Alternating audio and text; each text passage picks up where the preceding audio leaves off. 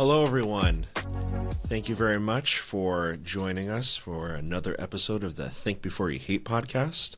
I'm Alex with the Chicago Commission on Human Relations, and we are the city's civil rights agency. And what we do is we enforce the Chicago Fair Housing Ordinance as well as the Chicago Human Rights Ordinance, and that is how we fight prejudice and discrimination here in the city of Chicago. Today we have the great pleasure of speaking with Mike Takada, who will educate us on the Japanese American experience here in Chicago. And Mike, thank you for joining us today. I really appreciate it. Now, to kick us off, will you please tell us a little bit about yourself? Where'd you grow up? How'd you become an advocate for the Japanese community here in Chicago? Sure. Thank you, Alex, for having me. So I'm born and raised in Chicago, North Side, and, my folks settled in Chicago after the war. I was born in the mid-'50s. We grew up in the Ravenswood uptown neighborhood. I went to Our Lady of Lourdes Parish School on Ashland and Leland, was here through 6th grade. And then my folks moved us up to Evanston in the late 60s, primarily for, the school system and so on, like so many people in that year and those years. And graduated from Evanston Township High School and, came back to the city after going to college in New England. I went to Boston University and started my life, professionally in the Chicago area. Got married, raised a family in West Ridge, and I'm now currently back living in Uptown, which is kind of my old hood, which is wonderful. All throughout those years, my folks, my dad being Japanese American, my mom being Japanese, but coming to the States post-war, went to college, met my father, they got married. We've always had sort of the Japanese culture, within our household. Went to language school on the weekends. As a boy, I fought it, like so many of my peers. Just didn't want to do that. We wanted to play baseball, watch cartoons, so on and so forth. All that to say, and I, to this day, periodically mention to my mom, I'm really sorry I didn't take it a lot more seriously. I definitely, recognize the benefits of having that language skill of the mother tongue, so to speak. But, I can get around conversationally. In addition to sort of the culture, my folks were active in different organizations growing up within the Japanese and the Japanese American community. So it was just sort of part of what we did as human beings. And so I kind of continued to do that, throughout my life. Initially as a volunteer, working and raising a family, I did as much volunteer work with organizations, the Japanese American Service Committee being one of them. And then towards the latter part of my working career, I had the great fortune of being able to actually work as the CEO of the Japanese American Service Committee and retired just December 2024. And so I'm 10 months into, honing my skills as a retiree.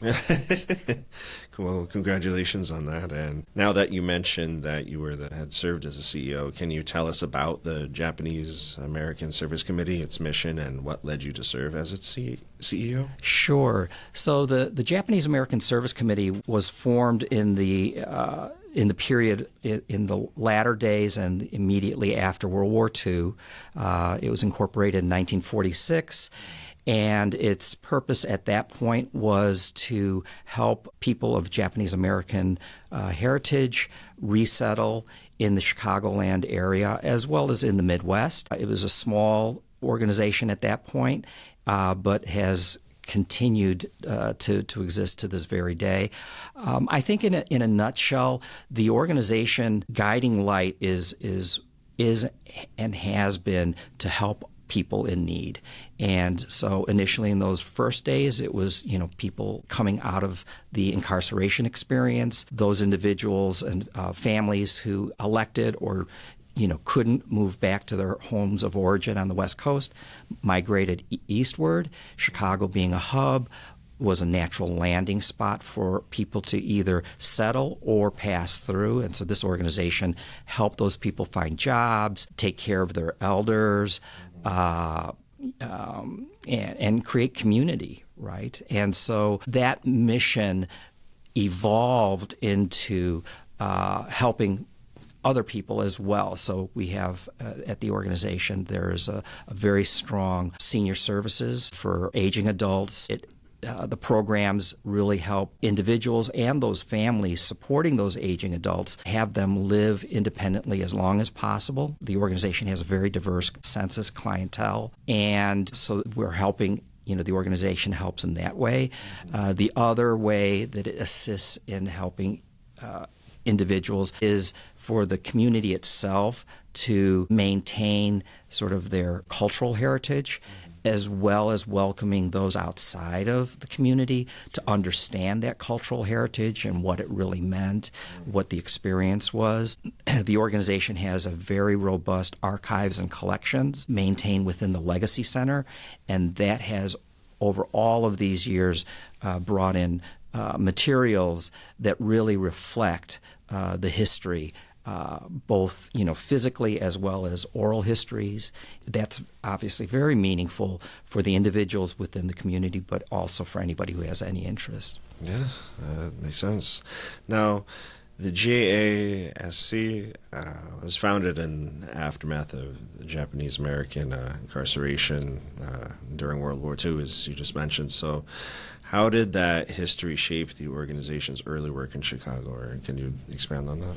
Yeah, so it really brought together a very geographically diverse and dispersed population. It's no secret that Chicago, like so many urban areas, highly segregated with regard to where people can and cannot purchase, rent properties. So in the immediate years, and it's gotten better, obviously, over the years, and the Commission on Human Relations is evidence of how the city, the society has evolved, where we actually have, a department that is really fighting for fair housing and so on. But back to where the neighborhoods originally concentrated people of Japanese American backgrounds.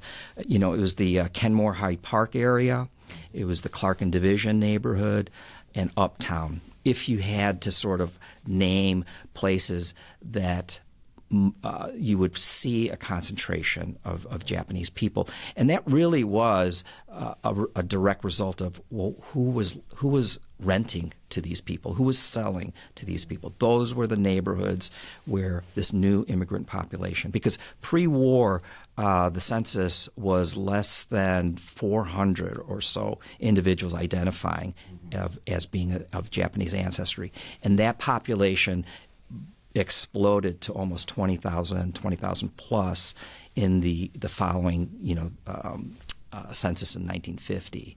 So that has really sort of determined where people have landed, and the organization started in the Clark and Division neighborhood, then migrated up into Uptown.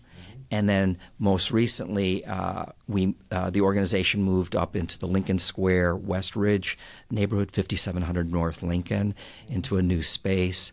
And so it continues to serve as a sort of a hub for people looking for senior services, people looking for cultural activities, language, music, etc., related to the Japanese culture, and then those people who are really interested in understanding the Japanese American experience in America with the Legacy Center. Perfect. Now, how does the JASC respond to the evolving needs of the community? Yeah, so as I said earlier, our organization, that organization, along with so many other social service and community organizations, we're all about helping people, right? That's what it really boils down to. And the definition of who you are helping evolves with time. You start with your immediate families and relatives and friends, and then as everybody starts to get settled in, you start to realize there are other people out there that you can be either allies with, or you can be a provider of information and community, people who are, interested in your particular organization. And that really, I believe, represents all of our neighborhoods and communities within Chicago. Now, what are some success stories of the JASC you would like to share with us, make you the proudest during your time when you served with the organization? Sure. So I think one of the immediate things that comes to my mind is the fact that by the time of my tenure of running the organization, the community within the Japanese American community really embraced the idea of collaborating, working together very intentionally to accomplish all matter of tasks, to meet the external environment that was presenting itself, whether it was 9/11 or, the current day, whenever there were talks of bans on groups of individuals. The Japanese American community is one who experienced when things went as far as actually putting people behind barbed wire. So this is not a hypothetical exercise, and I think I speak for so many of us that we're just like, no, we're gonna make some noise, we're gonna talk, we're going to support those other individuals. So I think working as a collective group, because there are a number of other organizations within the Japanese American community, but I'd like to, I really feel it's reality. It's true that we, in the last 10, 15 years, 20 years, are working together much, much better, as opposed to some of the, like in the initial years, people are trying to sort of stake their claim on how they're helping the community. And so, like I've said before, I think we are no different than so many other communities, right? And so I think the early evolution is people operate in sort of silos, community organizations sort of operate in silos, but the ones that really survive quickly realize, this is a much larger challenge, and we're much more powerful united than we are sort of trying to make a difference that way. I think the other thing that I'm really very proud of is that we were able to move out of our building in Uptown, which was beloved, since 1970 till we moved out in 2024, 2023. Oh wow, pretty recent. Yeah, very recently, and we found a new forever home at 5700 North Lincoln, and so it's a beautiful facility. I was thrilled to see that the Chicago Architecture Center designated as one of the sites this past weekend for the Open House Chicago. So it's an amazing space, and so that was a proud accomplishment. Yeah, sounds like it. Now, Chicago, as you've mentioned, and as we all know, is a diverse urban environment. How does the JASC work to preserve Japanese American culture, language, and traditions in a city like Chicago? So the Service Committee is one of several organizations that is very active in providing language classes for all ages. We're also one of several organizations that offers cultural programming, whether it's in the arts, ikebana, that type of thing. We've had musical components to our programming. We also are very supportive of, promoting the other organizations in the area that do have similar sorts of activities, or have people coming to us seeking those types of experiences, and if we're not providing it, or if our schedule doesn't meet theirs, we can. I think the organization's very good at making the referrals and sharing that with people. And the Legacy Center is something that is very unique about the organization. We now have much better space for actually being more responsible in the preservation and storage of these materials. And so the organization is working hard to make that more accessible to anyone who has any interest in that. Perfect. Now, if you could look into the future, say 15 years from now, what would be your hope for both the Japanese American community and the JASC? I think, my hope is that the organization will, continue to impact more individuals in the spaces in which it has devoted itself over the years. And I think that by virtue of being in a much more welcoming and inviting and pleasant physical environment, that is going to continue to increase, the organization's ability to serve.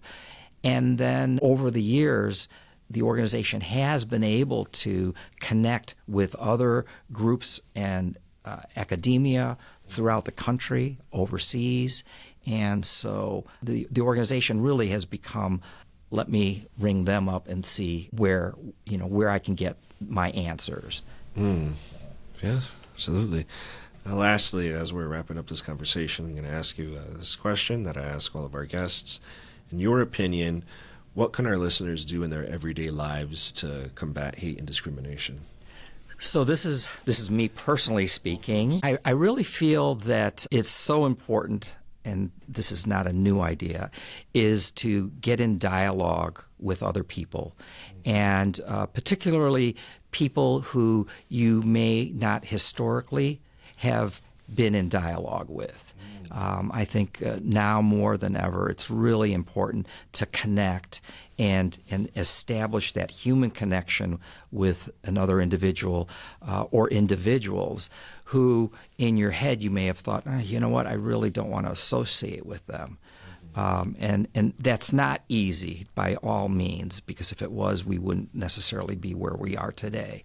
But I really feel that that connection, as well as education, understanding the other individuals' sort of background experiences, will help make one not see them as the other or somebody who you need to either be fearful of or so on. So that's kind of my take on that. That's a perfect answer. I like that. Teaching yourself and getting to know communities of people that you aren't familiar with is a perfect way to, combat discrimination.